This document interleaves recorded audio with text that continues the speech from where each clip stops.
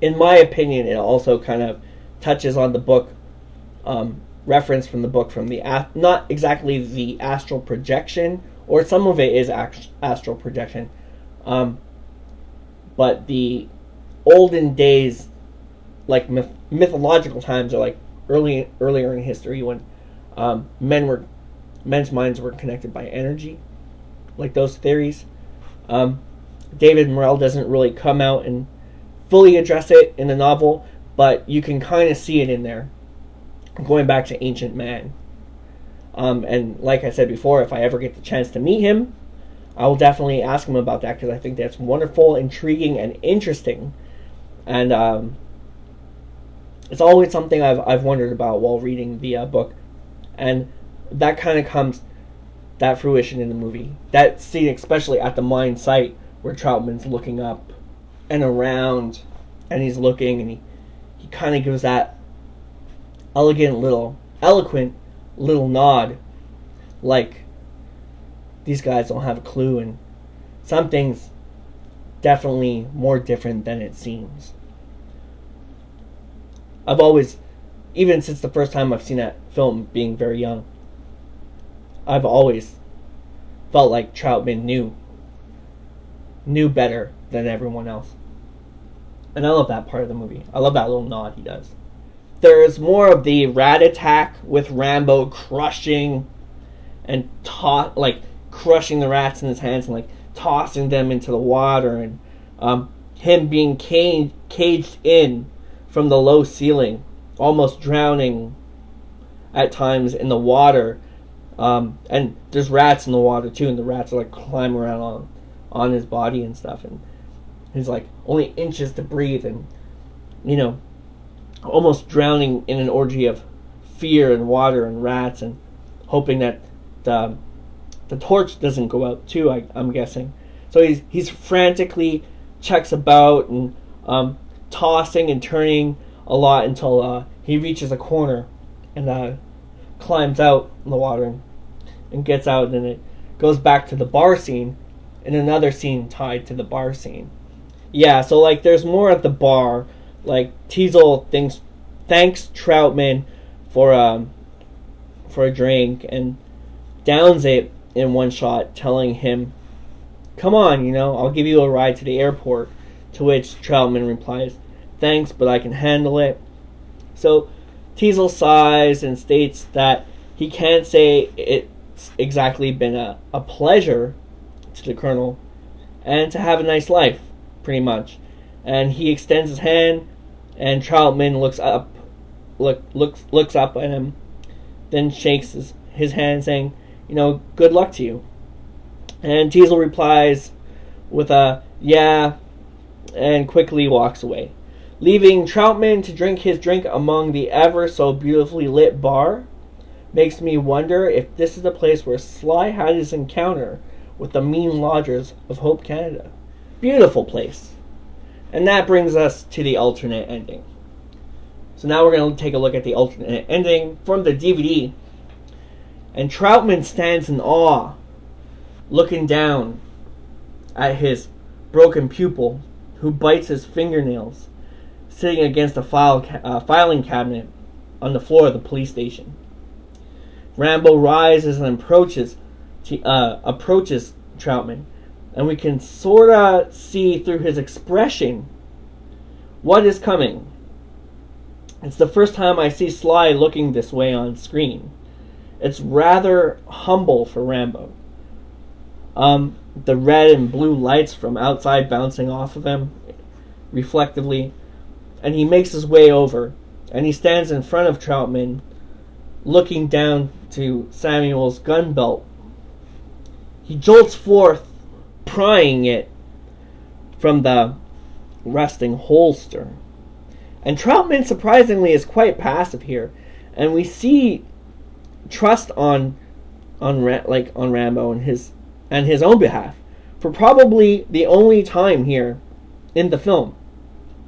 Rambo recites stern and seriously, sometimes it gets so bad you think you're going crazy, and then it goes away. And that odd feeling, and then it's not going away anymore, and he can't control it, and I can't spend the rest of my life in a cell neither. If I got to die, I want you to do it. Don't let them do it, Colonel. You trained me. You made me. You kill me. He cocks the gun, the handgun, turns it around and hands it over, and he says, "You owe me that." And takes Troutman's hand and he places the gun in it gently, and what looks like a parting, it kind of resembles a parting handshake, how he puts the gun in his hand, and he places the barrel to his heart, saying, "Do it, do it," over and over. And Troutman decides for peace and redemption and slowly pulls away, but Rambo grabs the gun with Troutman's hand still attached and blows a hole through his heart, efficiently killing himself with ease. It's loud. He topples back, grunting against the filing cabinet and tumbling to the floor in a long, it's very graceful, like a long and graceful motion. And Troutman nods again, ever so slightly, like he does many times in this movie and other movies. He nods to the last wishes of Rambo, and there's anger as he exits the frame. On the final shot of Rambo's, as he's exiting that frame, it kind of feels like he's really in regret of things, in what has transpired and how it eventually had all unfolded. But he knows Rambo's in a better place now, or at least better than 2 minutes ago when he was completely emotionally torn apart. And I really love this next bit, but on the final shot of Rambo's face, for the first time and only time really we can see through his expression that he is fully at peace. I think in the beginning of the film he gave off a gingerly happy look, but at the end he is really at peace, and the way he's expressing himself through death in that scene is it's really beautiful. And for the first time, it really shows Rambo really at rest and really in peace. So fade to black, fade to black, and roll credits is pretty much where that goes. Beautiful scene from the deleted section on the Rambo DVD, on the First Blood DVD. There's also a joke ending, like Rambo stares back at the police outside, ready to shred him up, and then he looks to Colonel, and he gives him the old, you trained me, you made me, you do it, you kill me. He cocks the gun, do it, you owe me that, don't let them do it, you do it, do it. His voice cracks into a cry, do it, do it, do it. There's a long hesitation, Troutman pulls away, and to which Rambo replies to Troutman, thanks a million. And then Troutman replies, he rasps, okay. And they share a laugh with the crew. And that's the joke ending from the DVD as well. So that about covers it for the deleted scenes. What could have been additional scenes that were lost in time, and the televised television cut that Herb Attia has shared the preserved footage from with us. So thank you for taking that trip with us. And in addition, I just want to add that in this cut that Attia has provided, it ends with some still pics of Sly at the Delmore Berry property with camera crews, etc. There's some nice music and monologue montage as well. where we can see a still of Sly in black and white with Galt and Mitch watching on as they're pursuing to torture Rambo. Nice sparkle shot of the shoving scene.